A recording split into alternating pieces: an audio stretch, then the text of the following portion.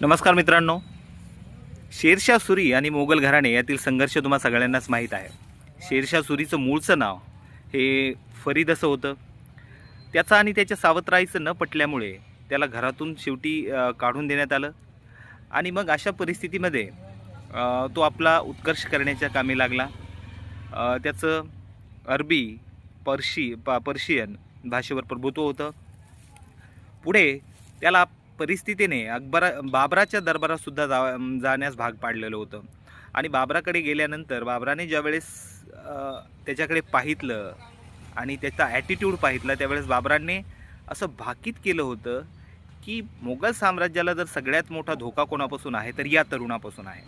बाबर त्याला कैदेत टाकणार यापूर्वीच तो तिथून निसटला। नंतरच्या घडामोडीमध्ये मोगलांसोबत किंवा मग बाबराच्या नंतर हुमायूनसोबत त्याला संघर्ष करावा लागला। त्याने सुरुवातीला हुमायूनला चुचकारून ठेवलं आणि नंतर मग चौसा आणि कन्नौजच्या लढाईमध्ये हुमायूनचा दारुण पराभव करून त्याला देश सोडून परागंदा होऊन इराणच्या शाह तहमास्प याच्याकडे पळून जायला भाग पाडलं। त्यानंतर हुमायूनने त्याच्या वारसदार इस्लाम शाह याचा पराभव करून पुन्हा दिल्लीचं राज्य मिळवलं।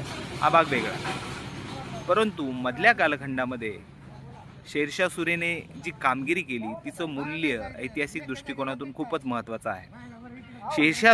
शेरशाह याने प्रशासन आणि दळणवळणामध्ये ज्या सुधारणा घडवून आणल्या त्यामुळे त्याला अकबराचा या सुधारणांच्या बाबतीत पूर्वसुरी म्हटलं जातं। अल्लाउद्दीन खिलजीने सुलतनतीच्या कालखंडामध्ये जी घोड्यांना डाग देण्याची आणि सैनिकांच्या चेहरेपट्टीची व्यवस्था लागू केली होती तीच शेरशाह सुरी याने पुढे लागू केली। शेरशाहने सुरुवातीला स्वतःला फक्त हजरत आला एवढंच म्हणून घेतलं होतं। कालिंजरच्या किल्ल्याला वेढा दिलेला असताना दारूच्या कोठाराला आग लागली आणि त्यामध्ये तो भाजला गेला, पण त्याचा मृत्यू होण्याच्या अगोदर त्याच्या सैनिकांनी कालिंजरचा किल्ला सर केल्याची बातमी त्याला पोहोचवली होती। असा हा शेरशाह वयाच्या 68व्या वर्षी बादशाह झाला होता।